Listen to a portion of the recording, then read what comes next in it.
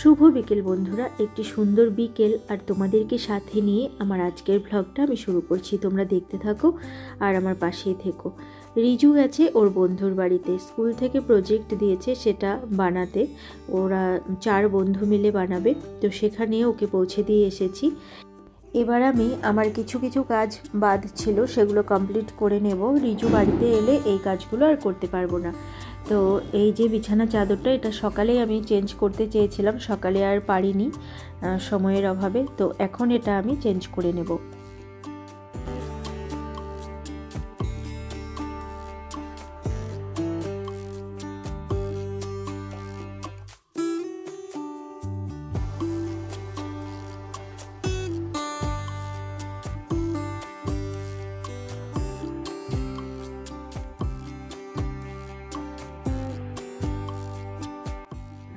অনেক দিন থেকে ভাবছিলাম যে ঘরগুলো একটু পরিষ্কার করব ভালো মতন করে, তো ঠান্ডার জন্য না সেগুলো আর করতে ইচ্ছে করছে না। যেমন ঝুল ঝাড়তে হবে, অনেক দিন থেকে ঝুল ঝাড়া হয় না, আর ধুলো পড়ে যায় সব কিছুতে। ধুলোগুলো তো মুছে নেওয়া হয়, কিন্তু ওপরের ঝুলগুলো ভ্যাকুয়াম ক্লিনার চালিয়ে সেটা দিয়ে পরিষ্কার করতে হবে। আর আমার না বেশিক্ষণ যদি ভ্যাকুয়াম ক্লিনার দিয়ে ওপরের দিকে তাকিয়ে পরিষ্কার করতে থাকি তাহলে খুব ঘাড়ে ব্যথা হয়। তো রিজুর বাবাই সেই কাজগুলো করে, তো এখন সে সময় পাচ্ছে না বলে আমারই করতে হবে। দেখি এর মধ্যে একদিন করে নেব। বিছানা চাদরটা চেঞ্জ করে আমার আরও অন্য কাজ ছিল, সেগুলোও একটু করে নিলাম। আর দেখো সন্ধে হয়ে গেছে, সিঁড়ির লাইটটাও জ্বালিয়ে দিলাম আর বাইরের দিকের লাইটটাও আমি জ্বালিয়ে দিলাম। রিজুর বাবা এখন অফিস থেকে আসবে, কিছুক্ষণ পরেই হয়তো চলে আসবে, আসার সময় হয়েই এসেছে।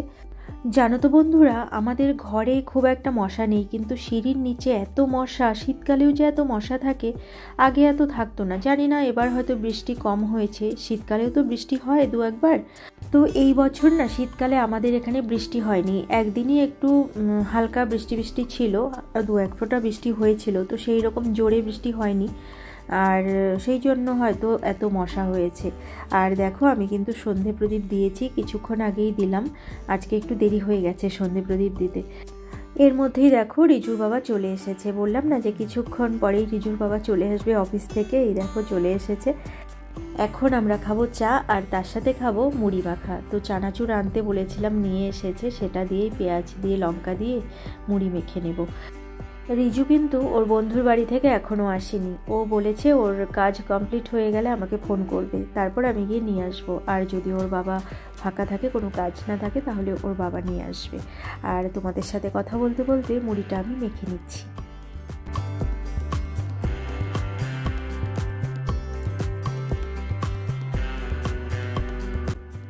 আমার মুড়ি মাখা করা হয়ে গেছে, দেখো এই যে 1 গামলা মুড়ি মেখে নিয়েছি, দুজনে মিলে খাবো বলে। আর আজকে রিজুর বাবা না ভাত খায়নি দুপুরে, অফিসে আজকে আমি খাবার দিয়ে দিতে পারিনি, বলেছিল হোটেলে খেয়ে নেবে, কিন্তু এত কাজের চাপ ছিল অফিসে যে সে আর খেতে পারিনি। যাই হোক, বেশি করে মুড়ি দিয়ে দিয়েছি, এবার দুজনে মিলে আমরা খেয়ে নেব। বন্ধুরা দেখো, আমি এখন রিজুকে আনতে যাচ্ছি। ও দুপুরে গেছিলো ওর বন্ধুর বাড়িতে প্রজেক্ট বানাতে স্কুলের, তো সেটা কমপ্লিট হয়ে গেছে, ফোন করলো, এখন ওকে আনতে যাচ্ছি। ওকে নিয়ে এসে তারপরে খাবো চা। চা হয়ে গেছিলো আমার করা, রিজুর বাবাকে দিয়েছি, কিন্তু আমারটা আর খেতে পারলাম না। আগে ওকে নিয়ে আসি, তারপরে আমি আর ও দুজনে একসাথে মিলে চা খাবো। তো চলো যাই।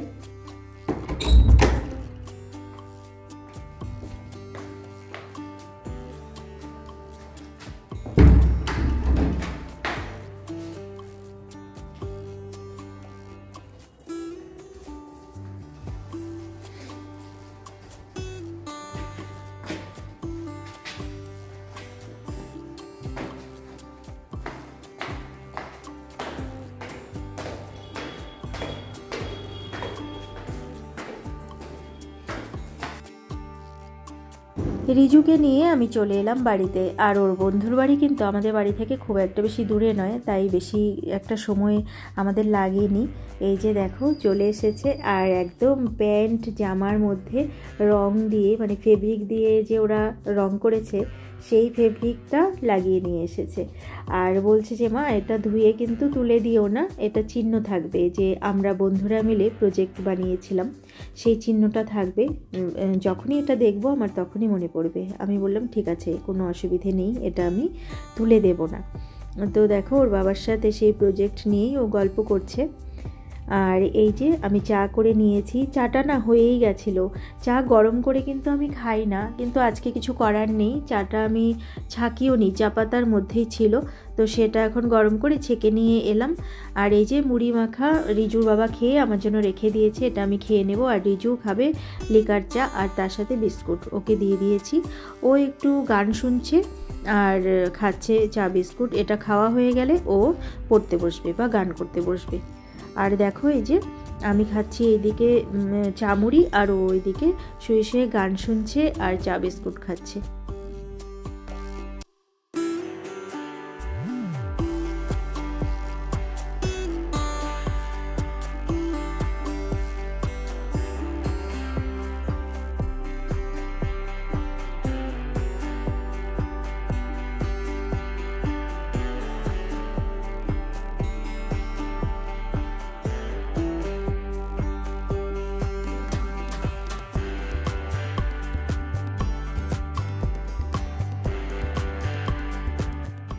তাড়াতাড়ি করো, ঠিক আছে? আমি তো রেডি রেডি হয়ে গেছি। তোমার বাবা রেডি হয়ে গেছে? হ্যাঁ। চলো বন্ধুরা, এখন আমি আবার যাচ্ছি রিজুকে টিউশন পৌঁছে দিতে। তো রিজুর বাবাও যাবে আর আমিও যাব আজকে ওদের সাথে। গিয়ে একটু কেনাকাটা আছে, আমার ননদের যে বেবি হয়েছে তার জন্য কিছু কেনাকাটা এখনো হয়নি। আর আমার সর্দি লেগেছিল বলে তাকে আর দেখতেও আমি যাইনি। নার্সিং হোম থেকে অনেকদিন আগেই ছুটি হয়ে গেছে, সে বাড়িতে গেছে, আমাদের ওখানে ওই বাড়িতেই নিয়ে যাওয়া হয়েছে, তো আমি যাইনি। আমার সর্দি ছিল, একটু জ্বর ছিল বলে। তো এখন অনেকটাই ঠিক আছি। কাল যাব দেখতে, তবু ছুটার জন্য একটা জামা নিয়ে আসতে হবে, সেই জামা আনতে যাচ্ছি। আর দেখি আর কি আনা যায়, তো চলো যাওয়া যাক। বন্ধুরা চলে এসেছি বাড়িতে, আর রিজুকে টিউশনে দিয়ে আমরা একটু গেছিলাম শপিংয়ে। আমাদের শপিং করা হয়ে গেছে, একবারে টিউশন থেকে রিজুকে নিয়ে আমরা চলে এসেছি বাড়িতে। আর এই যে বাজার করে নিয়ে এসেছি, এগুলো পরে তোমাদেরকে দেখিয়ে দেবো। কি কি বাজার করলাম সেগুলো পরে তোমাদেরকে দেখিয়ে দিব। এখন আমার বসাতে হবে ভাত, আর গোপাল সোনাকেও সেবা দিতে হবে, তাকে শয়নে দিতে হবে, তাই এখন আর দেখালাম না, এগুলো পরে দেখিয়ে দিব তোমাদের। বাড়ি এসে আমি দেখো ভাত বসিয়ে দিয়েছি। আর রিজু তখন বললাম না যে গান করবে, তখন আর ওর গান করা হয়নি, টিউশনের সময় হয়ে গেছিল বলে এখনও গান করতে বসেছে। আর এই যে মুদিখানার কিছু জিনিস আমাদের আনা বাদ ছিল এই মাসে, সেটাও নিয়ে এলাম।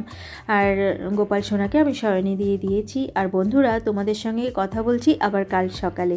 আজকের মতো গুড নাইট। শুভ সকাল বন্ধুরা, এটা কিন্তু পরের দিন সকাল। আর আমি ঘুম থেকে উঠে আমার যা যা কাজকর্ম সেগুলো করে নিয়ে এবার রান্না বসিয়ে দিয়েছি। একদিকে ভাত বসিয়ে দিয়েছি, আজ বড় হাঁড়ির মধ্যে ভাত বসিয়েছি, ওই হাঁড়িটা মাজা হয়নি। আর দিদি আজকে সকালে আসেনি, আমি ফোন করলাম, তখন দিদি বলল যে সে নাকি পিকনিকে গেছে। তো ভালো কথা, ওরা তো আর কোথাও তেমন ঘুরতে চায় না, সারা বছর তো কাজই করে, একদিন না হয় একটু আনন্দ করুক। পিকনিকে গেছি, খুশি হয়েছি। যাই হোক, আর এই যে সবজিগুলো কেটে রেখে গেছিলো কাল, সেগুলো বের করে নিয়েছি। আলু ছাড়িয়ে রেখে গেছিলো, আলুর খোসা, সেটা দিয়ে আলুর দম করব, আর ফুলকপি আলুর তরকারি করব। এই রান্না করব আজকে, বেশি কিছু করব না, কারণ আজ আমরা যাব শ্বশুর বাড়িতে, আমার শ্বশুর বাড়িতে, আমাদের গ্রামের বাড়িতে।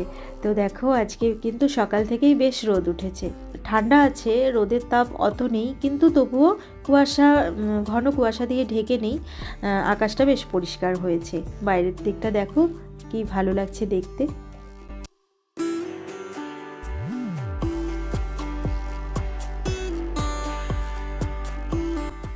কিছুক্ষণ জানালার ধারে দাঁড়ালাম, তারপর আবার চলে যাব এখন রান্নাঘরে। আর গোপাল সোনা কিন্তু ঘুম থেকে অনেক আগেই উঠে গেছে, রিজুর বাবা গোপাল সোনাকে সেবা দিয়েছে, সকালের সেবা। আর আমি চলে এসেছি আবার রান্নাঘরে। রান্নাঘরে এসে দেখো আমি কিন্তু আলুর দমটা রান্না করে নিয়েছি। আর আলুর দম একদম মাখা মাখা হয়, কিন্তু আমি একটু ঝোলঝোল মতন করেছি, কারণ এটা ঠান্ডা হলে কিন্তু একদম শুকিয়ে যাবে। আর এইদিকে দেখো ফুলকপি ভেজে নামিয়ে রেখেছি, আর এই কড়াইতে আমি ফুলকপির আলুটা ভেজে নিচ্ছি। এখন আমি ফুলকপিটা রান্না করে নেব। আর বন্ধুরা তোমাদের সঙ্গে দেখা হচ্ছে কিছুক্ষণ বাদে।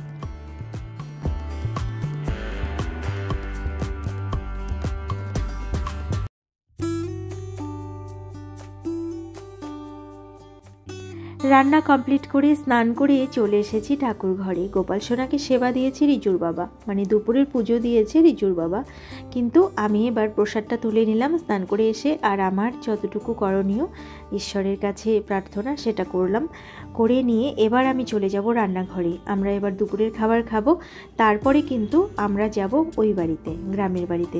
তার আগে তোমাদেরকে আরেকটা জিনিস দেখিয়ে দেই বন্ধুরা। তোমাদেরকে যে কাল বলেছিলাম যে বাজার থেকে কি আনলাম সেগুলো পরে দেখিয়ে দেব। এই যে দেখো, এই জামাগুলো এনেছি, গরম জামা। এখন তো আমার ননদের বেবিটা খুবই ছোট্ট, ওকে তো আর অন্য কোনো জামা পরাবে না, তাই এই রকম গরম জামা নিয়ে এসেছি 4টে। এইগুলোই ওকে পরাতে সুবিধে হবে, আর এগুলো পরিয়ে রাখলে বাচ্চাটা আরামও পাবে, তাই না? তাই এই গরম জামা নিয়েছি 4টে, আর একটা কম্বল নিয়েছি ওর জন্য। তো সেগুলো তোমাদেরকে একটু দেখিয়ে দেই। দেখো 4টে রঙের 4টে দেওয়া হয়েছে। আর আমার ননদের কি হয়েছে, কি বাচ্চা হয়েছে সেটা তো তোমাদেরকে বলাই হয়নি, বলেছিলাম যে পরে বলবো। তো আজ আমি বলছি, আমার ননদের মেয়ে হয়েছে। আমার ননদের কোল আলো করে একটি ছোট্ট লক্ষ্মী সোনা এসেছে। তো ওর জন্য এই 4টে জামা আর একটা কম্বল নেওয়া হয়েছে। এই ছোট বাচ্চা আর কি জামা নেব ওর জন্য বলো তো, তাই এগুলো নিয়েছি, তোমাদেরকে একটু দেখিয়ে দিলাম। কম্বলটা কিন্তু এই ব্যাগের থেকেই দেখিয়ে দিচ্ছি তোমাদের। এই যে ব্যাগটার মধ্যে একদম আটোসাটো হয়ে ঢোকানো হয়েছে, আটোসাটো করে। তো এটা আর বের করলে না আমি ভালো করে ভরতে পারবো না এই ব্যাগের মধ্যে, ব্যাগটাই হয়তো ছিঁড়ে যাবে, তাই আমি এইভাবেই দেখিয়ে দিলাম। আমি ভেবেছিলাম মেয়ে তো একটা গোলাপি রঙের কম্বল নিব, তো গোলাপি রঙের ছিল না, একটা সবুজ ছিল, একটা না কয়েকটাই সবুজ ছিল, তার মধ্যে একটা নীল ছিল, এই আকাশি রঙ। আমি ভাবলাম এটাই নিয়ে যাই, ভালোই লাগছিল আমার, বেশ সুন্দর।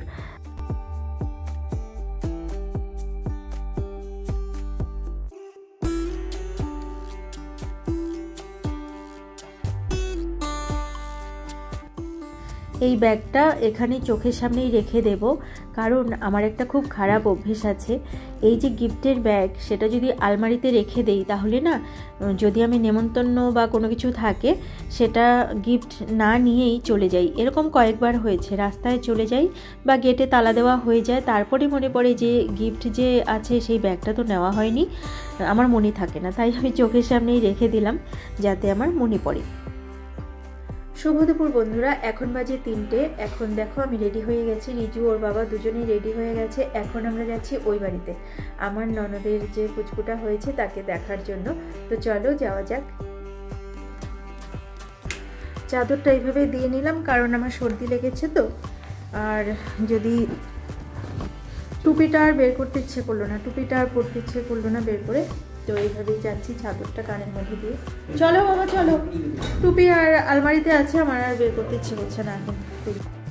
প্রথমেই ভাবলাম যে টুপিটা বের করবো না, আলমারিতে ছিল, তো বের করে নিলাম কারণ বাইরে খুব ঠান্ডা, বিশেষ করে আসার সময় ঠান্ডা লাগবে, তাই টুপি পরে নিলাম। দেখো একদম স্নোম্যানের মতো লাগছে আমাকে, এই যে মাথায় টুপি, একদম স্নোম্যান। স্নোম্যান না, উদ্ভট লাগছে। হ্যাঁ উদ্ভট লাগছে, উদ্ভট স্নোম্যান। জুতো জুতো।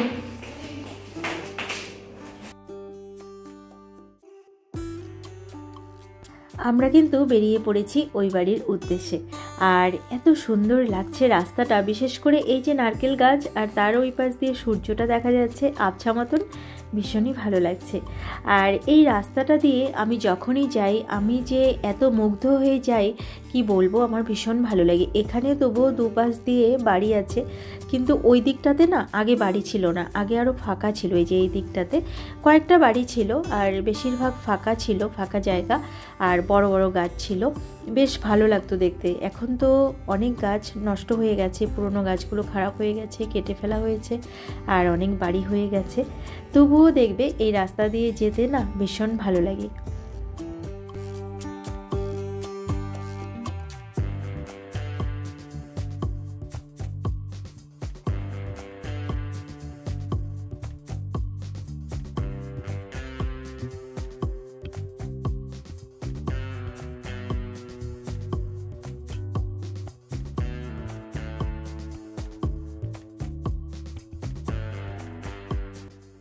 অবশেষে আমরা পৌঁছে গেছি এই বাড়িতে। আর এই যে আমার ননদের বর, ও অফিস থেকে আসলো এখন।